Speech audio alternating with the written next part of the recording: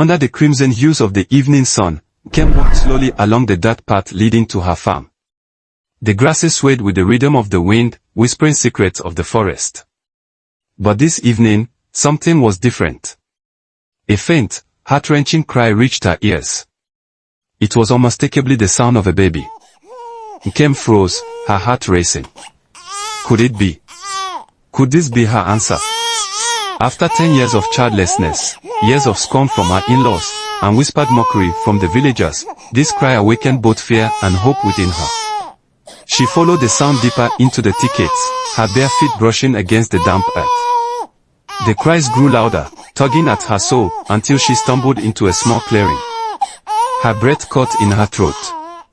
Before her lay not a baby, but an enormous snake coiled around itself, its gleaming scales catching the fading sunlight. The snake's head turned slowly toward her, and the cries abruptly stopped. It wasn't a baby. It was it, the infamous mysterious crying snake, a predator of legend. Nkem barely had time to scream before the creature struck. Its powerful coils wrapped around her, and she was swallowed whole, the world turning dark and silent. Inside the snake, time stood still even though the snake moved at an extraordinary speed.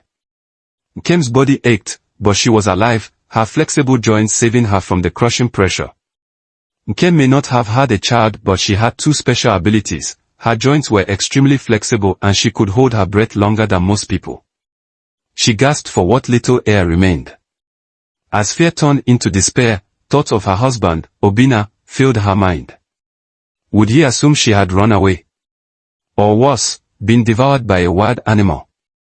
As these thoughts consumed her, she slipped into a state of unconsciousness. Suddenly, there was a violent jolt after what seemed like a loud bang. The snake's movements became erratic, its body convulsing as if struck by an unseen force. Then came another thrilling bang, followed by stillness. Back in the village, Obinna was inconsolable. A week had passed since Nkem's disappearance, and the villagers had declared her dead after days of fruitless search. His brothers urged Obinna to take another wife, their words laced with hope for an heir. But Obinna refused. She will return, he said firmly. And even if she does not, I will honor the love we shared. The hunter, Amadi, stood over the lifeless snake, his charmed musket still smoking. As he examined its body, he noticed a strange bulge. With his sharp blade, he sliced open the snake's belly, his eyes widening in shock as he pulled out an unconscious woman. He had to save her first before coming back for the head and the tail of the snake because legend has it that the flesh of the snake was not to be eaten. However, its head and tail were very expensive because they are powerful materials for making potent charms. Amadi carried her back to his village and nursed her back to health. When she awoke days later, Nkem could not remember her name or where she was from. Amadi, a widower, told her about his own loss, a wife who had died in childbirth after several years of being unable to bear a child. His story stirred something within her, unlocking buried memories. Bit by bit, Nkem began to recall her life, her home, and Obinna. She recalled who she was and explained everything to Amadi the hunter. I am sorry about your experience. Now, we must return you to your husband, Amadi said, his voice filled with relief.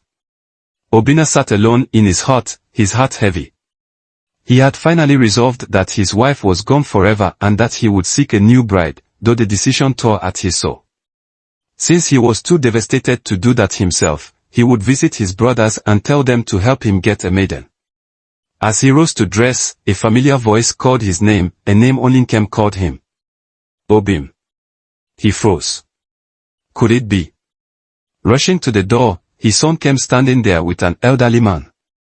He screamed her name and ran to her, their embrace knocking them both to the ground. The village erupted in celebration as neighbors gathered to hear her tale. She recounted her encounter with the crying snake and how Amadi had saved her life. As she spoke, Nkem suddenly felt nauseous. She ran behind a hut, an elderly woman following her.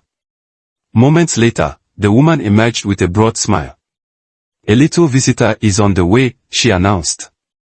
The compound exploded with joy. A feast was declared in honor of Nkem's return, and Amadi was handsomely rewarded.